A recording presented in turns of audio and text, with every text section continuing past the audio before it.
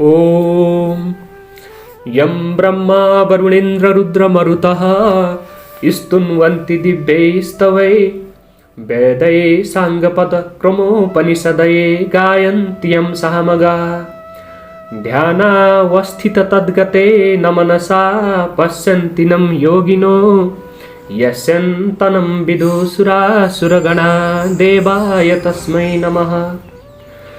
श्रीमन्चन्दनचर्चितोज्ज्वलवपु शुक्लाम्बरा मल्लिका मालालङ्कृतकुण्डला प्रविलसन्मुक्तावली शोभिता सर्वज्ञाननिदानपुस्तकधरा रुद्राक्षमालाकरा वाग्देवी वदनाम्बुजे वसतु मे त्रैलोक्यमाता चिरम्।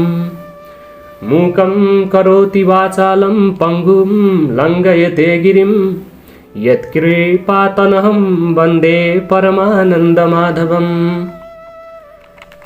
नमो भगवते तस्मै व्यासायामित तेजसे यस्य प्रसादाद् वक्ष्यामि नारायणकथामिमाम्।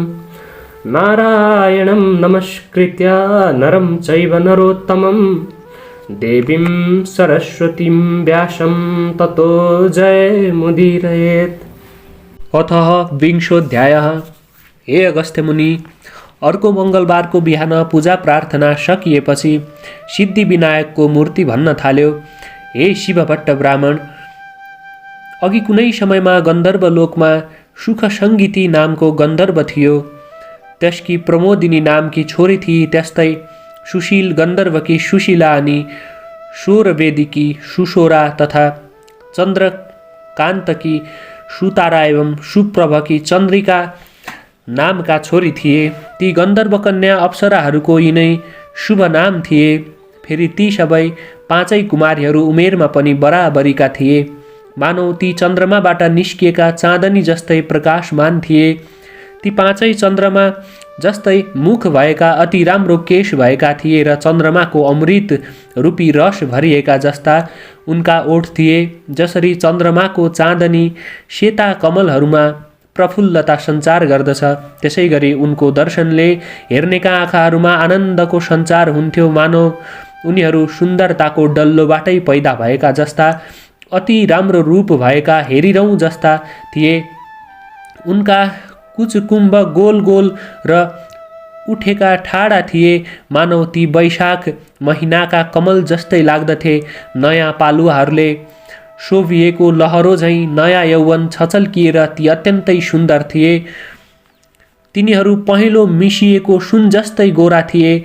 यसै कारण उनको चमक पनि सुनको जस्तै थियो। ती सुनकै अलङ्कारले शोभिएका थिए। तिनीहरूले सुनले बनेका चम्पाका फूलको माला लगाएका थिए अनि सुनकै वर्णका गुण केसरीका फुलेका लहराले चुल्ठो सजाएका थिए अनि सुन जस्तै चम्कने सुन्दर वस्त्र धारण गरेका थिए। ती सबै सातै स्वर समूहमा, हावभावमा, नाना प्रकारका मूर्छना यानि स्वर विशेषमा, ढोलकमा ताल दिने विनोदमा, बाँसुरी मुरली वीणा बजाउनमा, भिन्न भिन्न स्वरमा मादल बजाउनमा, नाना भाँतीका नाच नाच्नमा, विविध प्रकारका चित्र बनाउने लहडमा, यस्तै अनेक किसिमका कलाहरूमा निपुण थिए। त्यस्ता प्रकारका ती कन्याहरू कुनै बेला वन क्रीडामा मुग्ध थिए। ती कन्या आफ्ना पिताहरूले पालिएका भएर पनि कुबेरका बगैँचाहरूमा डुलफिर गर्थे। यस्तैमा एका समयमा लहडले नै ती पाँचै कन्या मिलेर वैशाख महिनामा एउटा वनबाट अर्को वनमा जाँदै पारिजातका फूलहरू टिप्ने बटुल्ने गर्थे। यस्तैमा कुनै एक दिन ती सुन्दरी कन्याहरू गौरीको आराधना गर्नका लागि कुनै स्वच्छ सरोवरमा गए। फेरि तिनीहरूले त्यस तलाउ यानि सरोवरबाट राम्रा राम्रा सुनका कोष जस्ता कमलका फूलहरू टिपेर ती राम्रा फूलहरू लिएर वैदुर्यमणि तथा शुद्ध स्फटिक र स्वच्छ सफा मुगा जस्तो जल भएको तलाउमा नुहाएर अर्को वस्त्र पहिरेर अनि चुपचाप त्यहाँको सुन मिलेका बालुवाहरूको भुइँमा सानो ढिस्को उठाएर पार्वतीको मूर्ति बनाउँदा भए। अनि केशर मिलेको सेतो चन्दनले सिगारिएकी ती पार्वतीलाई राम्रा राम्रा कमलका फूलहरूले र नाना प्रकारका उपचार धूप दीप नैवेद्य आदिले पूजा गरेर अत्यन्त भक्तिभावले भरिएका ती कुमारीहरू नाना प्रकारका ताल यानि बाजाको ध्वनिपूर्वक त्यतिखेर त्यहाँ नाच्दा ती मृगनयनीहरूले गान्धार स्वरको आश्रय अर्थात् उत्थान गरेर खुब राम्रो स्वरले तीखो ध्वनि भएको मूर्छना नामको ध्वनिपूर्वक गीत गाए। त्यस गीतको वाक्य विन्यास राम्रो प्रबन्ध भएको सुरिलो स्वरको अति उत्तम थियो। हर्षको रस वर्षाउने त्यो सुरिलो स्वर भएको ठाउँमा ती कन्याहरू नाचमा अत्यन्त मस्त रहेको बेलामा तब त्यो अच्छोद नामको उत्तम तीर्थमा स्नान गर्नका लागि वेदनिधि मुनिका छोरा प्रसिद्ध बेटा उहाँ आए। उनको रूपले रूपको सीमालाई नाघेको थियो। उनको मुखमण्डल अत्यन्त राम्रो थियो। उनका आँखा कमलका फूलको पात जस्ता विस्तृत थिए। उनी युवा अवस्थाका थिए। उनको छाती चौडा थियो। उनका हात लामा लामा अति सुन्दर थिए। उनी केही श्याम वर्णका थिए, मानव उनी दोस्रो कामदेव नै हुन् कि जस्ता थिए। उनी ब्रह्मचारी थिए। उनको शिरमा यामानको टुप्पी शोभायमान थियो। हातमा दण्ड लिएका उनी मानव धनुष लिएका कामदेव जस्तै थिए। उनले मृगचर्मका वस्त्र धारण गरेका थिए, जनै पहिरिएका थिए, सुन जस्तो चम्किने मुजको मोटो कन्धनी पनि कम्मरमा धारण गरेका थिए। त्यहाँ त्यस तलाउको तटमा ती बालाहरूले ती ब्रह्मचारी बटुकलाई एकाएक देखेर आश्चर्यले चकित भएका छँदा अत्यन्त रमाएर हाम्रो आँखाको अतिथि समान यो को होला भनी ठानेर टोलाउँदै सोच्न थाले। अनि ती बालाहरूले आफ्नो नाचगान छाडेर तिनैलाई एकटकले हेर्दा हेर्दै व्याधाले हरिणीहरूलाई बाणले बेधे झैँ तिनीहरू पनि कामका बाणले बेधिए। उनलाई देखेर लट्ठ भएका ती पाँचैवटी कन्या ती जवान ब्राह्मण कामदेव पो हुन् कि भन्ने भ्रममा परेर हडबडाउँदै हेर हेर यस्तो भन्न थाले। अनि आफ्ना कमलकोश जस्ता बडा बडा आँखाले बारम्बार तिनलाई मनमनै पूजा गरेर अर्थात् हेरिरहेर त्यसपछि ती कन्याहरूले परस्परमा विचार गर्न लागे, यदि यो पुरुष कामदेव नै भएको भए रतिलाई साथमा नलिई किन घुम्थे? यदि यी अश्विनी कुमार देवता भएका भए निश्चय नै ती दुई भाइ साथैमा रहन्थे। त्यसकारण कि त यी गन्धर्व हुन् अथवा कुनै किन्नर हुन् अथवा इच्छा अनुसारको रूप धारेका कुनै सिद्ध हुन् अथवा यी कुनै ऋषिपुत्र हुन् अथवा कुनै उत्तम पुरुष नै हुन् अथवा यो कोही होस्, पक्कै पनि ब्रह्माजीले हाम्रै लागि सृष्टि गरेका हुन्। जस्ता प्रकारले भाग्यवानीहरूको लागि पूर्वजन्मका कर्मानुसार खजाना प्राप्ति हुन्छ, त्यस्तै प्रकारले हामी कुमारीहरूका लागि कल्याण रूपी जलको तरङ्गको लहरले चित्त पग्ले कि पार्वतीले उत्तम वर पठाइएको हो। त्यसकारण यस वरलाई मैले बरे, तैँले बरिस र मैले पनि बरे, तिमीहरूले मात्रै बर्ने, मैले पनि बरे, म किन छोडु, मैले किन बरे, तिमीहरूभन्दा म के कम छु, लौ मैले पनि बरे भन्दै यस्ता प्रकारले ती पाँचैवटीले परस्परमा बोलिरहेको बेलामा त्यहाँ तिनीहरूको त्यस्तो कुरा सुनेर ती महर्षि कुमारले आफ्नो मध्याह्नको नित्य क्रिया सकेर अनि ती बटुक प्रसिद्धले पनि तिनको कुरो आफ्नो हृदयमा विचारेर यो विघ्न आइलाग्यो भन्ने ठाने। किनकि ब्रह्मा विष्णु महादेव आदि देवताहरू पहिलेका जो सिद्ध मुनिहरू अनि ती योगबल भएका योगीहरू पनि अबला युवतीहरूको त्यो अद्भुत लीलाद्वारा मोहित गरिसकेका छन्। धनुर्धारी कामदेवले आँखी भुइँ रूप बलियो धनुबाट छाडेका युवतीहरूको नेत्र रूपी तीखा बाणले हानिएपछि कसको मनरूपी मृग ढल्दैन र नीतिपूर्वकको धैर्य तबसम्म मात्रै रहन सक्छ, तबसम्म मात्रै जनताको भय भइरहन्छ, तबसम्म मात्रै चित्त अत्यन्त दृढ रहन्छ, तबसम्म मात्रै कुलको ख्याल रहन्छ, तबसम्म नै तपको तुजुक रहन्छ, तबसम्म मात्रै मनुष्यले यम नियम आदिको पालना गर्न सक्छ, जबसम्म अत्यन्त नशिला ती वनिता युवतीहरूको कर्के हेराई रूपी बाणले मनुष्य मोहमा पर्दैन अर्थात् बेहोसिँदैन। युवतीहरूको मिठा मनोहर नखराले विषयमा हिरिक्क हुने जनहरूको मनलाई मोहित गराउँछन्, एकदम उन्मत्त बनाउँछन्। तसर्थ यी अहिले मलाई पनि मोहमा पार्दछन् र पक्कै पनि उन्मत्त बनाउँछन्। तसर्थ अब कुन उपायले मेरो यो आश्रम धर्मको रक्षा हुन सक्छ? मासु रगत मलमूत्रले बनेको अति अपवित्र घिन लाग्दो स्त्रीहरूको शरीरमा सुन्दरताको कल्पना गरेर एकदम मूर्ख मूढचित्त भएका कामुकहरूले झैँ संयमी धीर विचारवान जनले तिनमा लट्ठिएर रमण गर्नु हुँदैन। किनकि निर्मल बुद्धि भएका विद्वानहरूले स्त्रीहरूको संसर्ग नै आश्रम धर्ममा रहनेहरूका लागि भयङ्कर हुन्छ है भन्ने बताएका छन्। त्यसकारण जबसम्म यी मेरा समीपमा आइपुग्दैनन् तब तकैमा म घर गइहाल्छु भन्ने विचार आफ्नो मनमा खेलाउँदै थिए कि उत्तिखेरै ती कन्याहरू ती प्रसिद्ध ब्रह्मचारीको नजिकै गएर आफ्ना दायाँ बायाँ हातको बन्धनले अङ्गालो हाले अनि विनयपूर्वक बिन्ती गरे, हे सुन्दर, हामीहरूद्वारा निश्चय नै तपाईँ वरिनुभयो, यसकारण यस विषयमा तपाईँको विपरीत विचार नहोस्।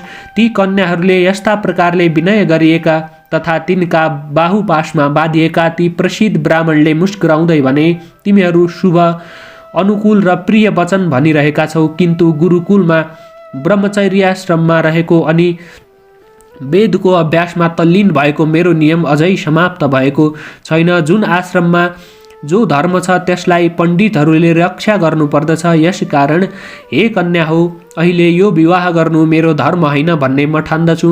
ती ब्रह्मचारी बटुक प्रसिद्धको यस्तो कुरो सुनेपछि तब ती कन्याहरूले वैशाखमा साफ गलाले मिठो ध्वनि बोल्ने कोइलीहरूले बोले झैँ तिनलाई मिठो बोलीले भने, धर्मले धन, धनले गिरस्ताश्रमले धर्मका फलको उदय हुन्छ भन्ने शास्त्रहरूको यही नै निश्चय छ भनी विद्वानहरूले ठोकुवा गरेका छन्।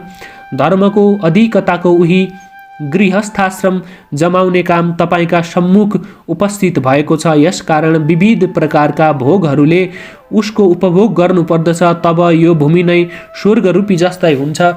तिनीहरूको त्यस्तो वचन सुनेर ती प्रसिद्ध ब्रह्मचारीले गम्भीर बाणीले भने, तिमीहरूको कुरो साँचो हो, किन्तु म गुरुकुलको आफ्नो नियम समाप्त गरेर गुरुको आज्ञा पाएर मात्रै अनि सबै विवाह आदि कर्म गर्नेछु। त्यसै बीचमै आफै बाठो भएर विवाह म गर्दिन। उनले यति भनेपछि फेरि ती कन्याहरूले, हे सुन्दर, तपाईँ सचमुच मूर्ख प्रतीत हुनुहुन्छ भने दिव्य औषधि, दिव्य रसायन, खानीको सिद्धि, उत्तम कलाहरू, सुन्दर स्त्रीहरू, मन्त्र तथा धर्मबाट प्राप्त भएको धर्मको रस पनि जब यी स्वयं प्राप्त हुन्छन् त बुद्धिमानले त यस्ता कुराहरूलाई छोड्नु हुँदैन। संयोगले नै यदि कार्यको सिद्धि प्राप्त भयो भने नीति जान्ने व्यक्तिले त्यसमा उपेक्षा गर्नुहुन्न, किनकि उपेक्षा गर्नाले फेरि फलको लाभ हुँदैन। त्यसकारण दीर्घसूत्री बनेर आलस्य वा टालमटोल गर्नु राम्रो ठानिन्न। गाढा प्रेम गर्नेवाला, निर्मल कुलमा जन्म लिएका, स्नेहले चित्त पग्लिएका, बोलीचाली र चालचलन राम्रो भएका, स्वयं वरण गर्न तम्सिएका, राम्रा अनि रूपले धप्प बलेका कुमारी कन्याहरूलाई त यस ब्रह्माण्डमा भाग्यशाली मनुष्यहरू मात्रै प्राप्त गर्दछन्, अरूले पाउन सक्दैनन्। विचार गर्नुहोस् त, कहाँ हामी अति सुन्दरीहरू, कहाँ तपाईँ तपसी बटुक अर्थात् तपाईँमा र हामीमा परस्परमा ठुलो फरक छ। साँच्चै हो, यस्तो नहुने कुरालाई पनि हुने गराउनमा विधाता अनि पण्डित यानि जान्ने छ भन्ने कुरो हामी मान्दछौँ। त्यसकारण जसरी हुन्छ यतिखेर तपाईँ हामीलाई गान्धर्व विवाहद्वारा स्वीकार गर्नुहोस्। यसैमा हाम्रो कल्याण छ, होइन भने आकु लिएका हामी अब जीवित रहन सक्दैनौँ। तब तिनीहरूको त्यस्तो कुरो सुनेका धर्म जान्नेहरूमा श्रेष्ठ ती प्रसिद्ध ब्राह्मणले भने, हे मृगनयनी हो, धर्म नै धन भएका मनुष्यहरूले धर्मलाई कसरी त्याग्ने? धर्म, अर्थ, काम, मोक्ष यी चारैलाई यथोक्त विधिले सेवन गरे मात्र यी सफल हुन्छन्, होइन भने निष्फल हुन्छन्। यतिखेर म व्रती छु, यसकारण व्रत पुरा नगरिकन बिना समयमा स्त्रीको पानी ग्रहण या स्त्री ग्रहण गर्दिन, किनकि जो मनुष्य क्रियाको समय जान्दैन उसले क्रियाको फल पाउँदैन। त्यसकारण यस समयमा मेरो मन धर्मको विचारमा लागेको छ। तसर्थ हे कन्या हो, सुन, यतिखेर म स्वयंवर गर्न चाहन्न, किनकि यस विश्वमा कति मनुष्यहरू द्रव्य धनी, कति विद्या धनी, कति सिद्धि धनी, कति योग धनी, कति कीर्ति धनी हुन्छन् त कति संयम धनी, कति धर्म धनी हुन्छन्। ती मध्ये म धर्म धनी हुँ। आफ्नो धर्म छाडेर आफ्नै मनले गुरुजनको आज्ञा नपाइकन म कसैको पानी ग्रहण गर्दिन। यस्ता प्रकारको ती प्रसिद्ध बटुकको आशय जानेर उनको हातबाट आफ्नो हात छुटाएर अनि उनीहरूले आफ्ना परस्परमा हेराहेर गरे।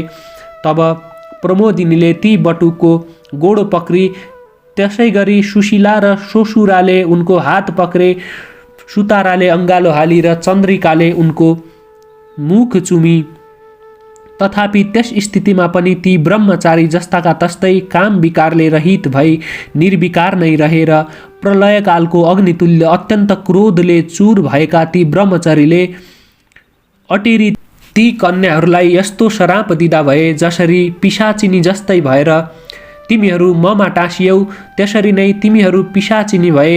यस्ता प्रकारले प्रसिद्ध ब्रह्मचारीले शरापिएका ती कन्याहरू तुरुन्तै उनलाई त्यागेर ती ब्रह्मचारीका सामु खडा भएर भने, ए पापी, हामी निरपराधिनी जन्मा तिमीले यो के गर्यौ? प्रिय कार्यको बदला अप्रिय कार्य गर्यौ। तिम्रो यो धर्म ज्ञानलाई धिक्कार छ। जो मनुष्य आफ्ना अनुरागी भक्तजनहरूमा मित्रजनहरूमा द्रोह गर्दछन् त्यस्ता पुरुषहरूको दुवै लोकमा सुख नाश हुन्छ भन्ने कुरो हामीले सुनेका छौँ। त्यसकारण तिमी पनि हामीहरूको श्रापले तुरुन्तै पिशाच हौ।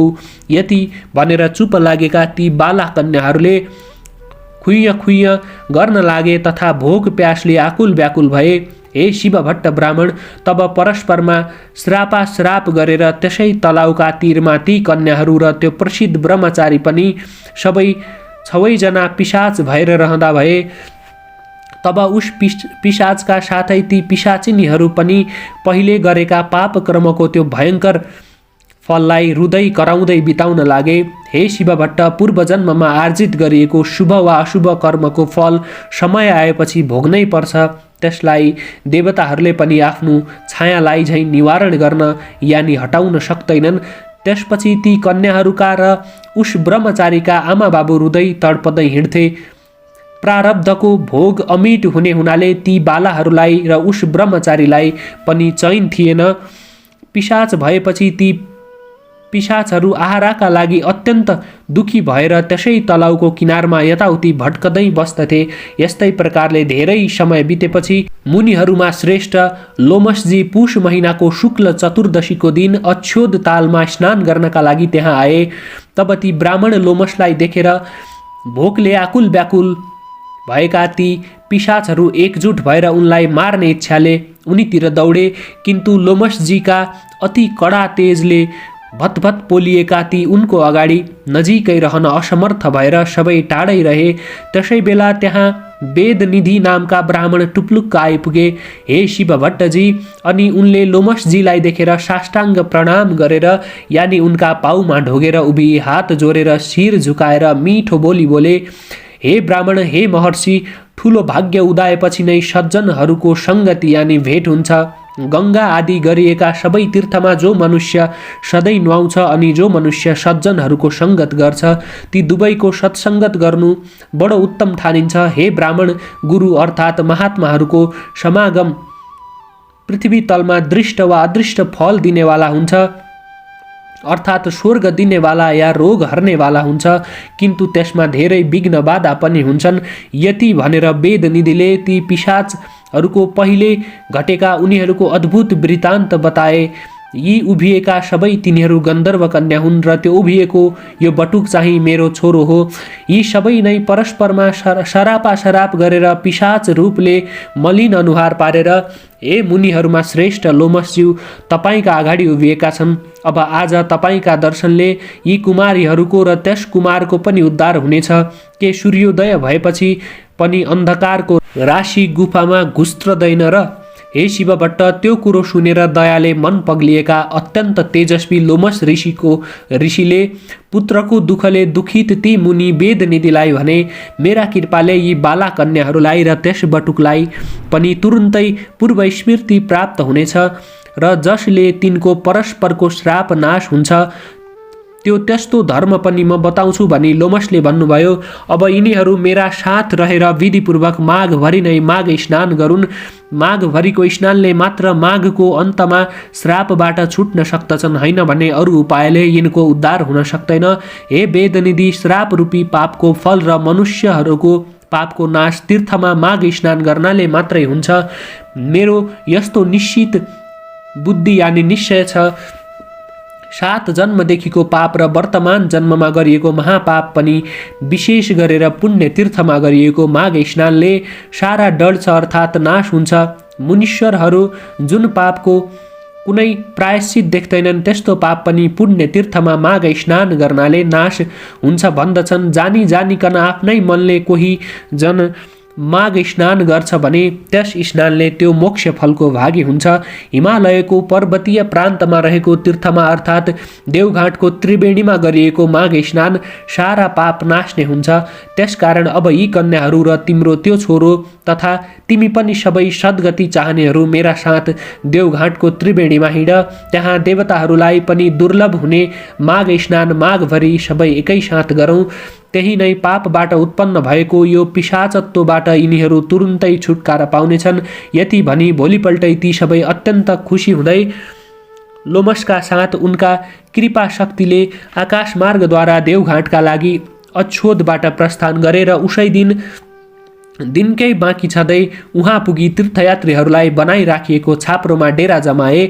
लौ अब पिशाचत्वबाट मुक्ति चाहने यी कन्याहरू र तिम्रो यो छोरो पनि अनि तिमी पनि सबैले मेरो भनाइअनुसार यस त्रिवेणीमा मेरा साथै सधैँ मकर राशिमा सूर्य रहुन्जेल नुहाओ।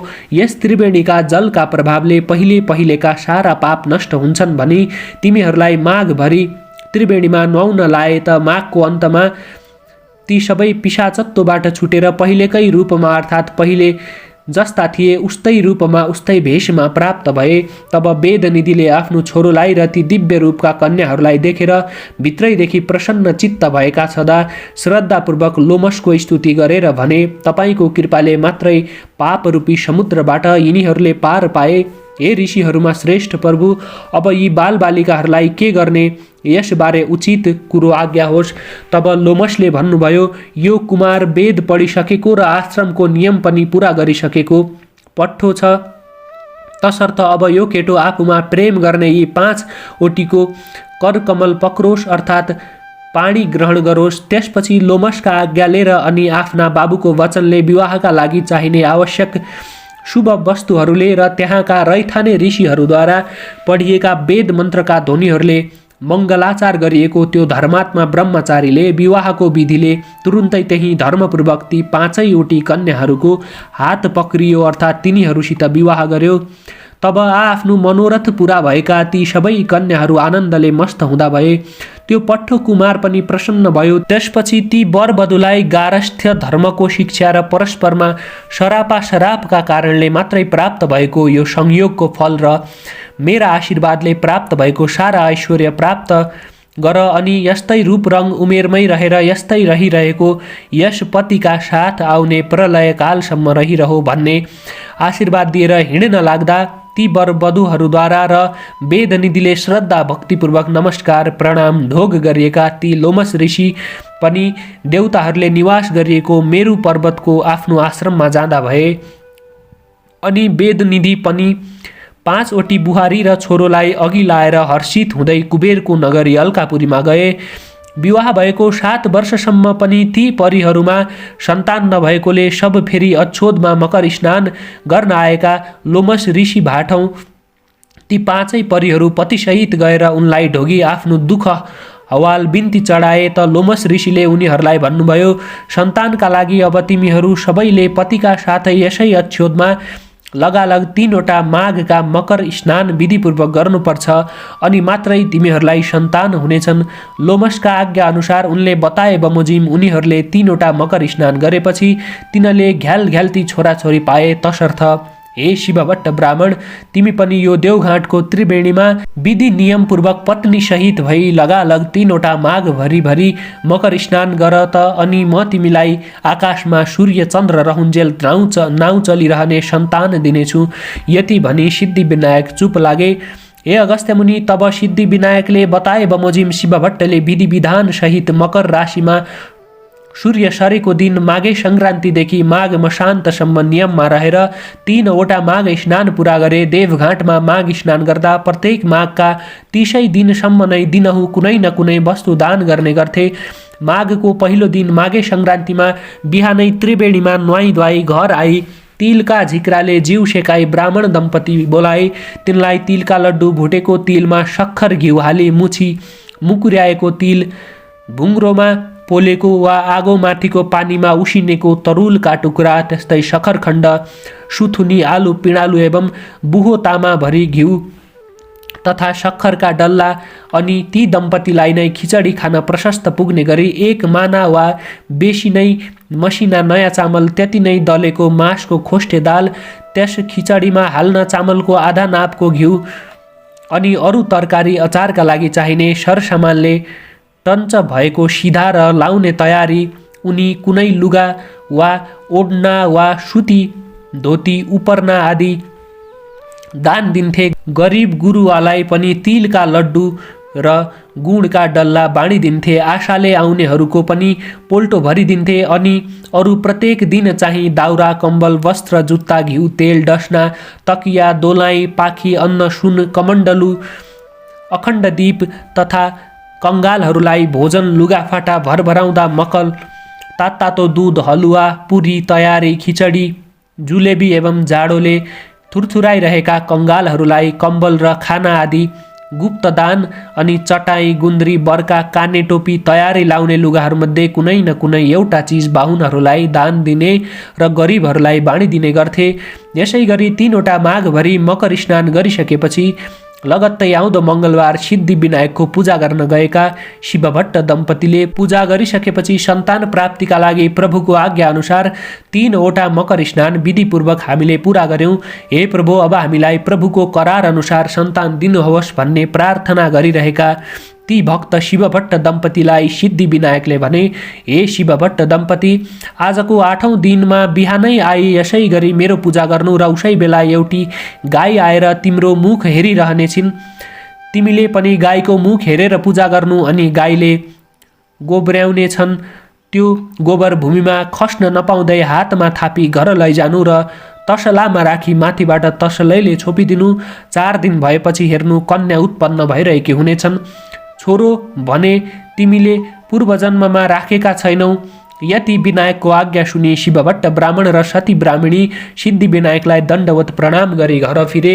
उता सिद्धि विनायक पनि अन्तर्धान हुनुभयो। त्यसको 8 दिनपछि मङ्गलबार बिहानै समस्त पूजा सामग्री लिई दुवै स्त्री पुरुष सिद्धि विनायकको मन्दिरमा गई पूजा गर्न लाग्दा एउटी गाई आएर हेरिरहिन् अनि शिवभट्टले सिद्धि विनायकको पूजा सकेर गाईको पनि पूजा गरे। तब गाईले गोब्र्याइन् र शिवभट्टले त्यो गोबर भूमिमा खस्न नपाउँदै हातमा थापेर सिद्धि विनायकलाई दण्डवत प्रणाम गरी सानन्द घर आए अनि त्यो गोबर तसलामा राखी माथिबाट तसलैले छोपिदिए।